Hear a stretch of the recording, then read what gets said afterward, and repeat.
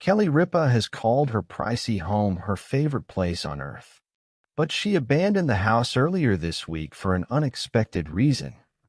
Kelly Ripa and Mark Consuelos bought the home for $27 million over a decade ago. It reportedly features 5 bedrooms, 6 bathrooms, an elevator, and a rooftop terrace. The couple raised their 3 kids, Michael, 28, Lola, 24, and Joaquin, 23, in the home on New York City's Upper East Side.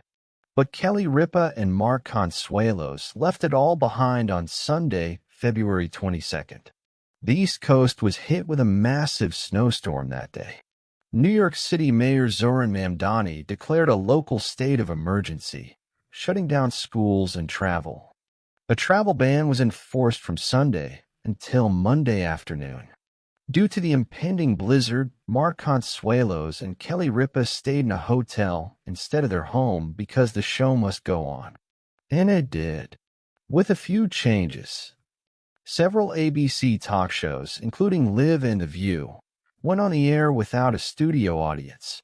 Kelly Ripa and Mark Consuelos made it to work, as did most of The View hosts except for Whoopi Goldberg. Live producer Michael Gelman was stuck in Florida, but Mark and Kelly rushed back to New York ahead of the storm. Kelly Ripa admitted that she didn't love staying in a hotel for the night. "I thought it would be an easy commute, but as it turns out, it was a very difficult commute because drudging through the snow was hard and the wind was very blustery," she said. Kelly Ripa enjoyed a star-studded celebration on the talk show last week. Her son, Michael, David Muir, Jerry O'Connell, and more were on hand to help her ring in a huge milestone. The former soap star replaced Kathy Lee Gifford on the ABC talk show in 2001. She celebrated her 25th anniversary last week. "When I joined the show, I honestly did not believe I would be here longer than 3 years. I really didn't. But it really is the family and the group of people, many of whom you will never see, that make this show what it is," she said about the milestone. After 25 years, Kelly Ripa admitted to feeling some pressure to leave. Her husband joined the show as a permanent co-host in 2023 after Ryan Seacrest left. While his wife focuses mostly on the talk show host, Mark Consuelos has continued his acting career. Fans can see him next in Scream 7, which hits theaters on Friday, February 27th. She always said the house was her favorite place on earth. Light pouring through the tall windows, the hum of the city softened by the thick curtains, supper simmering, and a rooftop terrace waiting like a private sky. When Kelly Ripa spoke like that, you believed her. She had built a life inside that 5-bedroom, 6-bathroom townhouse with its elevator and secret corners, the kind of house that keeps the echo of a child's laugh folded into the wood grain. It was the stage of a dozen ordinary miracles, homework finished at midnight, arguments smoothed by late-night pancakes, a birthday cake that always managed to sag a little but taste like the stars. That morning, though, the town's weather app had a different idea. The forecast slid across the television with an edge, a storm, enormous and unapologetic, marching straight toward them. By afternoon, New York City was a map of warnings. By evening, the mayor's voice had become law. Zoran Mamdani declared a local state of emergency. Schools closed, travel curtailed, the city holding its breath. Kelly and her husband, Mark Consuelos, have been married long enough to know the choreography of sudden change. They had bought the house more than a decade earlier for $27 million, investing in more than bricks and mortar. They bought a harbor for their children's childhoods. Michael's son, and Lola and Joaquin had grown up racing each other up the stairs, leaving sneakers like tiny sentries by the front door. The family had mapped a constellation of small rituals across the rooms. Lola's sketchbooks in the East study, Joaquin's guitars in the sunroom, Michael's insistence on rearranging the living room furniture every time he came home. On Sunday morning, February 22nd, the sky was the color of a bruise. The couple looked out over the neighborhood. Upper East Side always felt safer than most places, like a warm pocket in a frigid coat, but safety is a habit, not a guarantee. The city issued a travel ban from Sunday until Monday afternoon. The TV lights had to stay on. When you host a show called Live, the world expects you to show up, storm or no storm.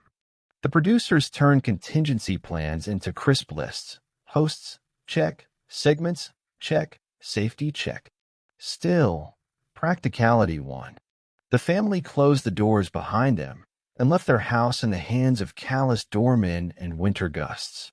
They chose hotel rooms instead, low, warm islands in a world that had become a whiteout. Kelly did not like it. She told them later that she had thought the commute would be easy. She had imagined a brief, brave dash through snow. What she did not imagine was the wind that cut and clawed, that made every step feel like a small revolt. They trudged to the studio anyway. The show went on, but it looked different. Several ABC talk shows, The View among them, aired without a studio audience. Lights still blinked. Makeup brushes still moved. The small heartbreaking rituals continued. A nervous laugh before the camera, a hand squeezed into wings, a producer calling cues into an ear that hummed with tension. Who was missing? Whoopi Goldberg did not make it that day. Not everyone. Good. Michael Gelman was stranded in Florida. But Kelly and Mark, the duo who had learned to make each cue into a conversation, arrived like a promise kept. They had rushed back to the city, raced what they could against a storm that seemed to enjoy making people late, and when they arrived, breathless and powdered with snow, the cameras found them anchored and steady. The hotel had its own life. The lobby smelled of citrus and coffee. There was the quiet hum of distant elevators, the whisper of slippers on carpet. Kelly sometimes pressed her palm to the window and measured the distance between the river and the skyline, marking the days and the storms like a sailor reading tides. She missed the roof terrace, missed the potted herbs that made the kitchen smell like summer even in February. The hotel bed was soft enough. It was never the rooftop. It was never their stairs. It was never the exact anonymity of a building filled with strangers whose lives were not threaded through her own. She had been thinking, too, of the week before. The party taped on air. The studio had been bright with guests, David Muir and Jerry O'Connell among others, remindings of the small constellation of friendships that orbit a career. It had been her 25th anniversary on the show, 25 years of morning coffee, of calling a stranger a friend in front of a camera, of laughing through teleprompter slips and improv gold. She remembered replacing Kathy Lee Gifford years ago, expecting 3 years maybe, not decades. She remembered the quiet, puckered feeling of being on stage and suddenly thinking, this is mine. After that anniversary, a hush had fallen across Kelly's chest, the sort of hush that asks the question, did you do enough? Can you keep doing this? Mark had his own conversations to have with himself. Last year, the talk show landscape had tilted with the exit of Ryan Seacrest, and in 2023, he had joined the morning duo as a permanent co-host.